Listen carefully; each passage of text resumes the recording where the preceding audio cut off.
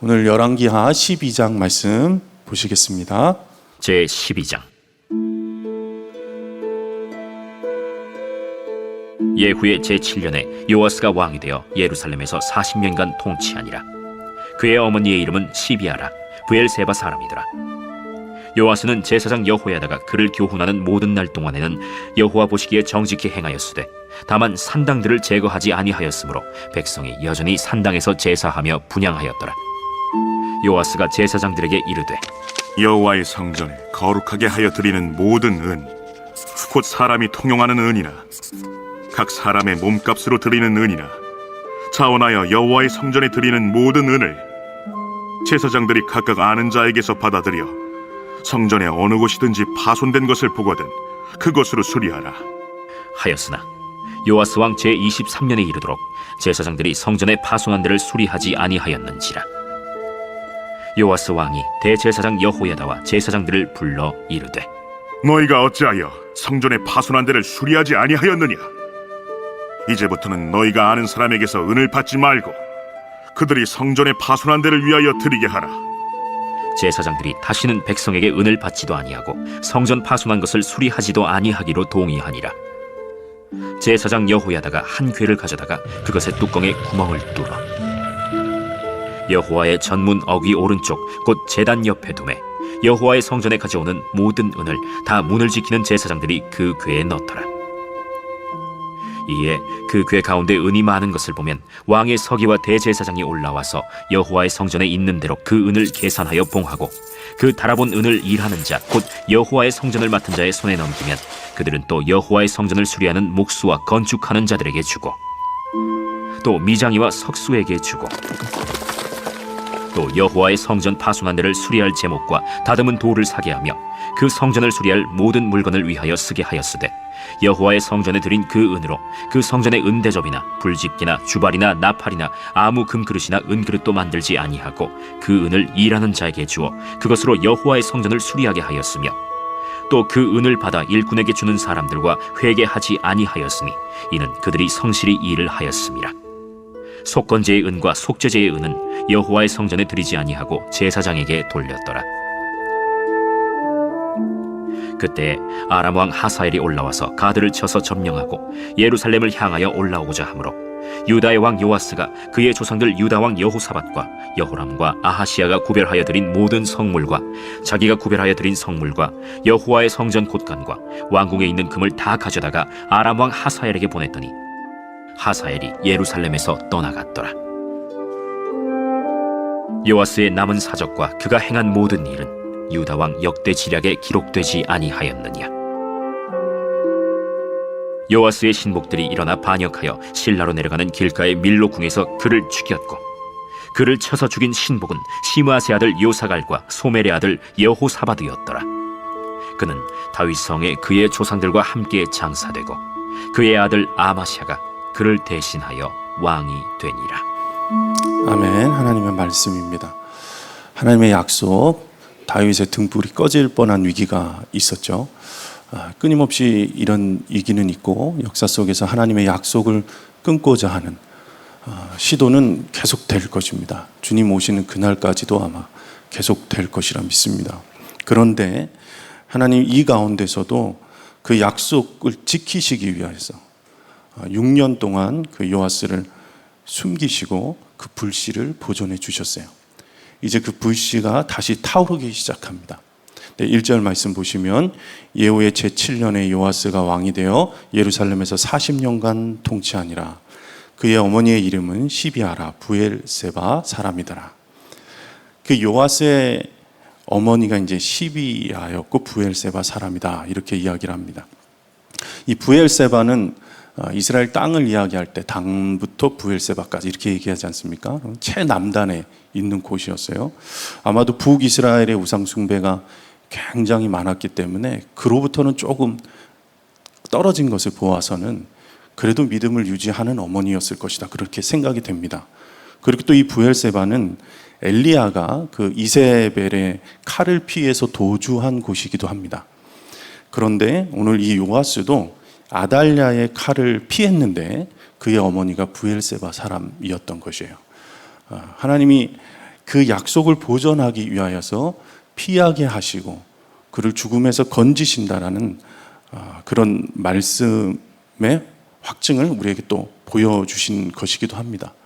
그가 하나님 앞에서 그렇게 정직하게 행해요. 2절 3절 보면 요아스는 제사장 여호야다가 그를 교훈하는 모든 날 동안에는 여호와 보시기에 정직히 행하였으되, 그러니까 40년 동안을 하나님께서 통치를 허락해 주셨다는 것은 그래도 그만큼 하나님이 보존하신 것에 대한 은혜를 깨닫고 말씀대로 그렇게 정직하게 살려고 노력을 했던 것으로 보입니다. 그런데 이 요아스는 40년을 통치했지만 40년을 통치한 다른 왕들과는 조금 달라요.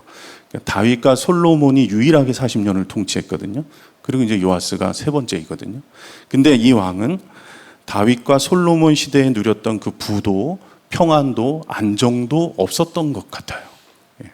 왜냐하면 3절 말씀에 보면 여호야다가 그를 교훈하는 날 동안에는 정직히 행했는데, 그 바로 다음 말씀인 3절 말씀에 보십시오. 다만 산당들을 제거하지 아니하였으므로 백성이 여전히 산당에서 제사하며 분향하였더라. 참 아이러니한 일이죠. 하나님 앞에서 이렇게 정직하게 행하고 하나님이 허락하셔서 40년 동안을 그렇게 통치하게 그렇게 두셨는데도 불구하고 그 가운데서 여전히 산당은 제거하지 않았다라는 거예요. 여호야다의 교훈 속에서 자랐어요. 여호야다가 살아있는 동안은 그의 말씀에 아주 순종했어요. 그러니까 요아스는 그대로 말씀을 하는 대로 그렇게 따랐겠죠. 한번 생각해 보십시오. 아기 때부터 그를 데려다가 어렸을 때부터 그를 교훈하는 모든 일들을, 결정하는 일들을, 선택하는 일들을 다 여호야다가 한 것입니다. 7살 때 왕에 앉았지만 7살짜리가 무슨 왕 노릇을 하겠습니까? 여호야다가 그저 시키는 대로만 그렇게 했던 거예요. 그 요아스의 마음 가운데 무슨 마음이 있었을까? 그 할머니가 그의 형제들 다 죽였습니다. 그리고 자기는 왕자리에 올라와는 있는 것 같은데 자기가 무슨 결정을 할 수 있는 권한도 없는 거예요. 서서히 자라면서 그의 마음 가운데 어떤 생각들이 있었을까? 참 재밌는 일인 것 같습니다. 참 이상한 일이에요.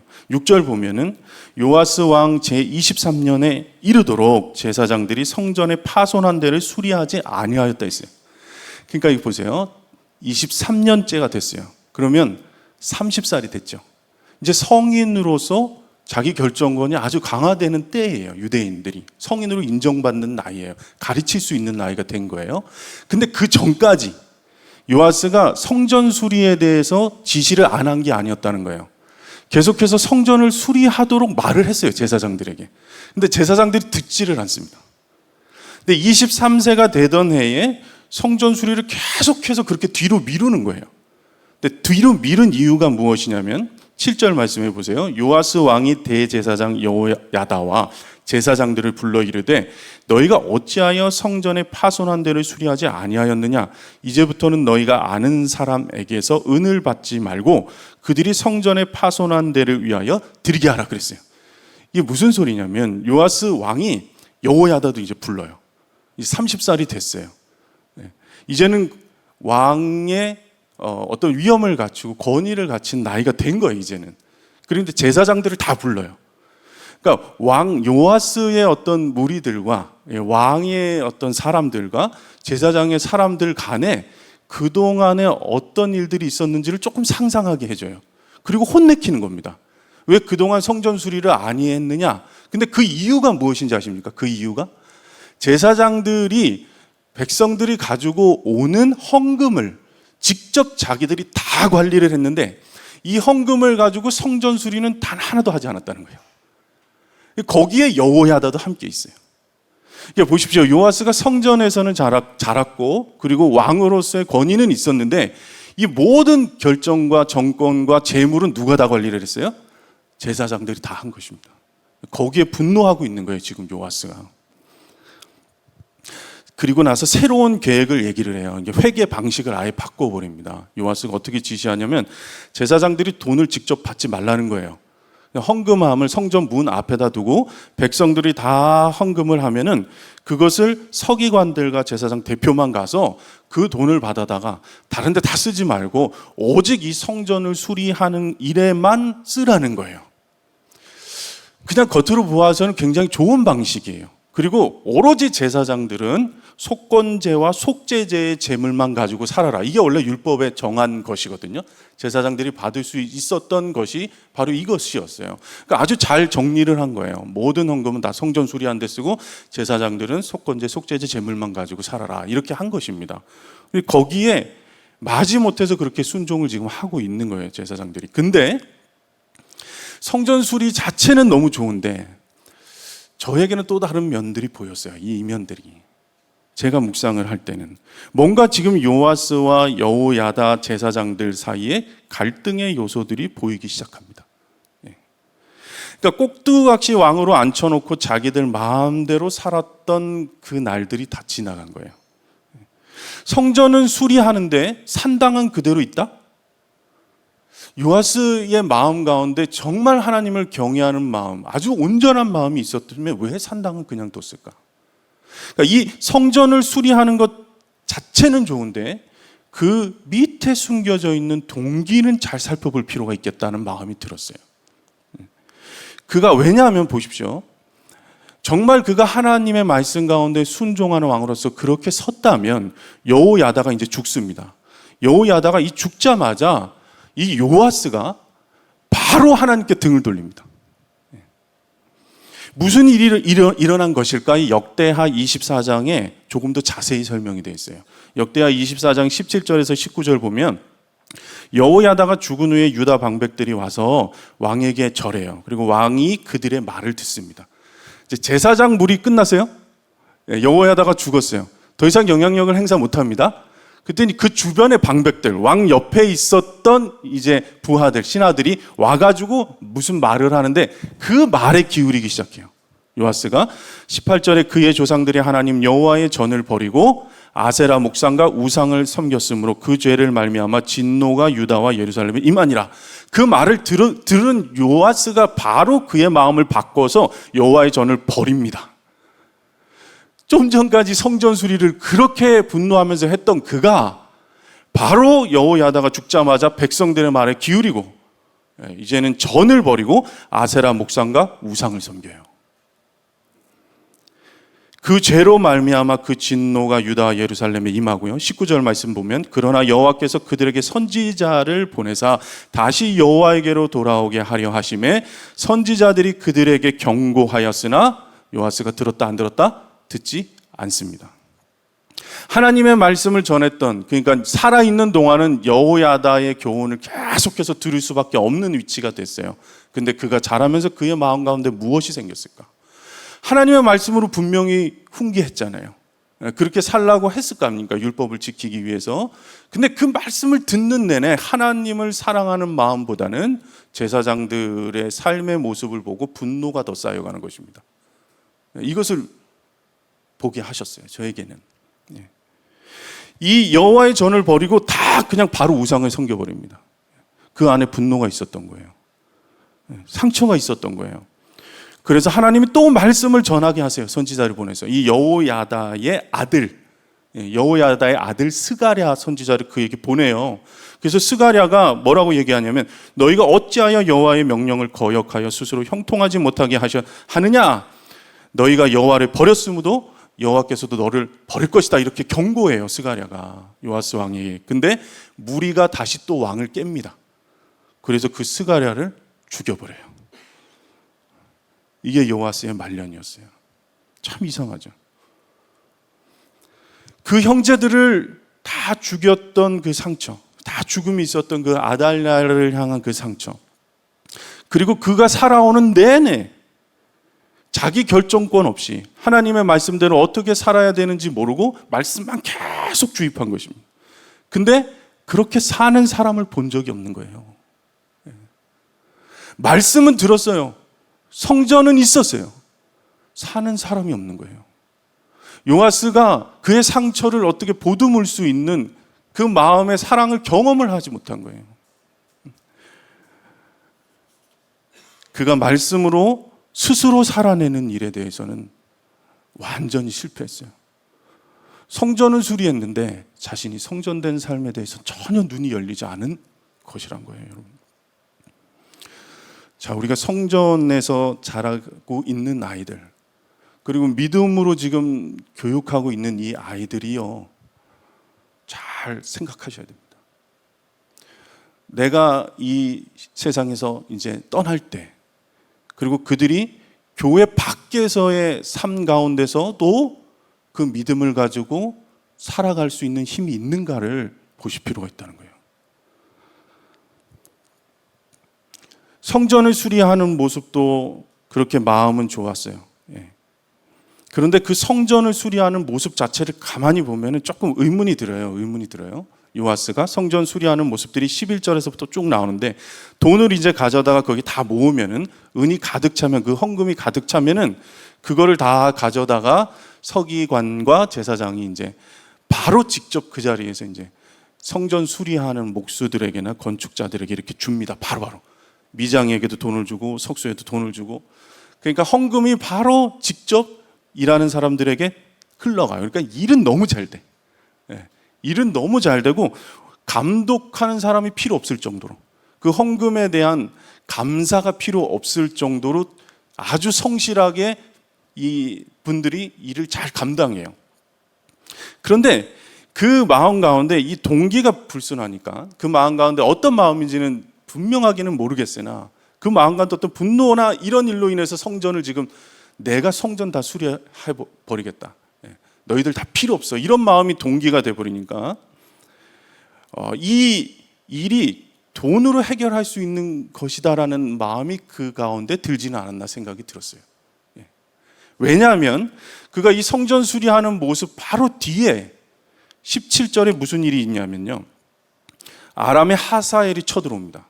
근데 보세요, 그때의 아람 왕 하사엘이 올라와서 가드를 쳐서 점령하고 예루살렘을 향하여 올라오고자 하므로, 18절, 유다의 왕 요아스가 그의 조상들 유다 왕 여호사밧과 여호람의 아하시아가 구별하여 드린 모든 성물과 자기가 구별하여 드린 성물과 여호와의 성전 곳간의 왕궁에 있는 금을 다 가져다가 아람 왕 하사엘에게 보냈더니 하사엘이 예루살렘에서 떠나갔더라.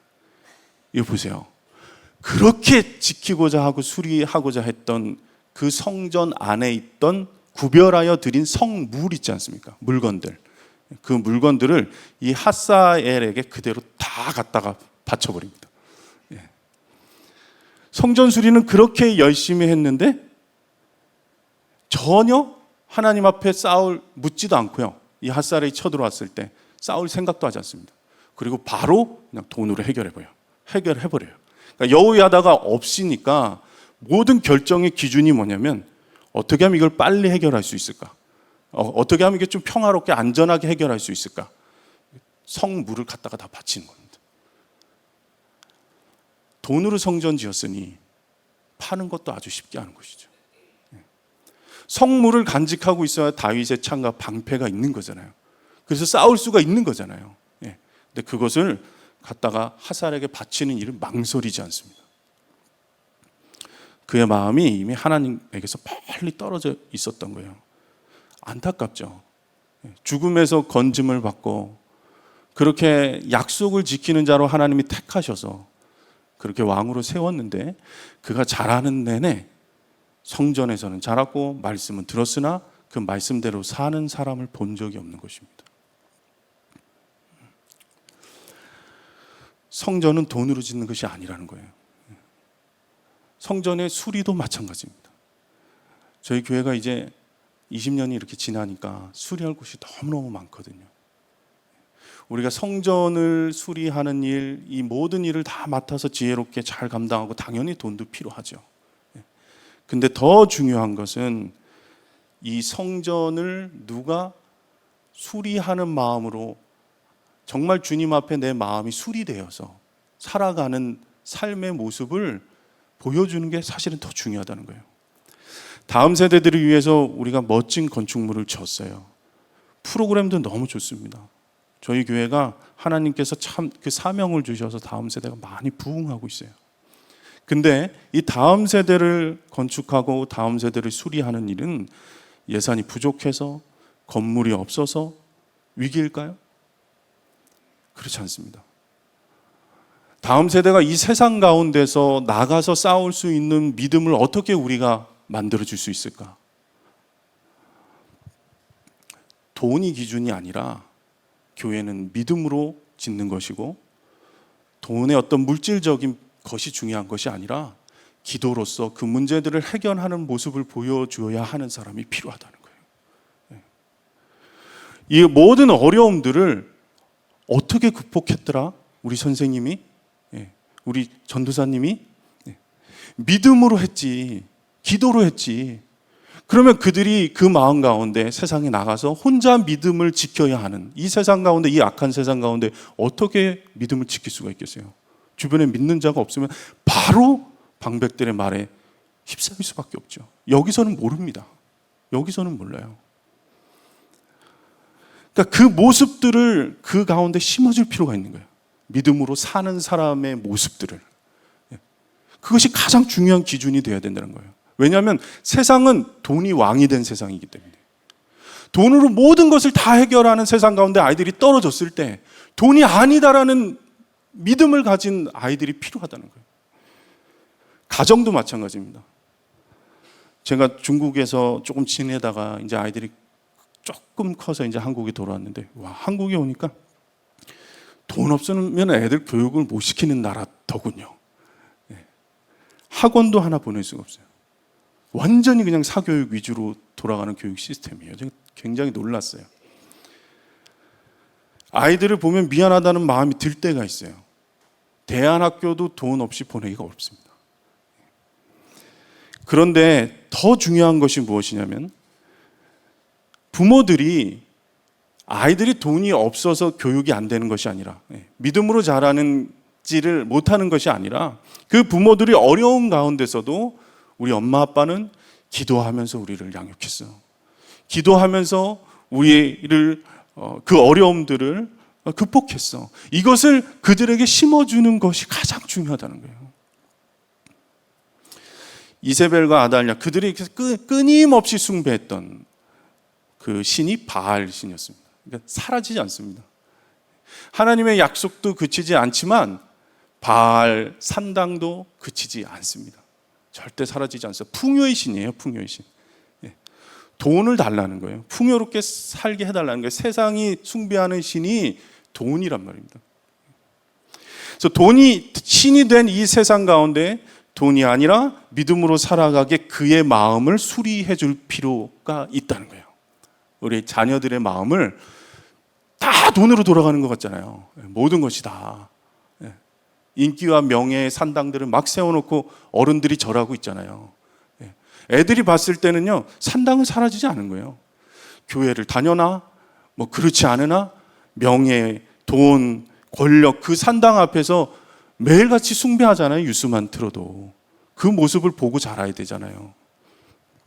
그 산당 앞에 우리가 먼저 우리 마음 가운데 있는 이 장년 세대들이, 어른들이 그 산당을 모두 다 제거하고 오직 믿음으로 기도로 순종하는 모습을 어떻게 보여줘야 하는가, 아이들에게.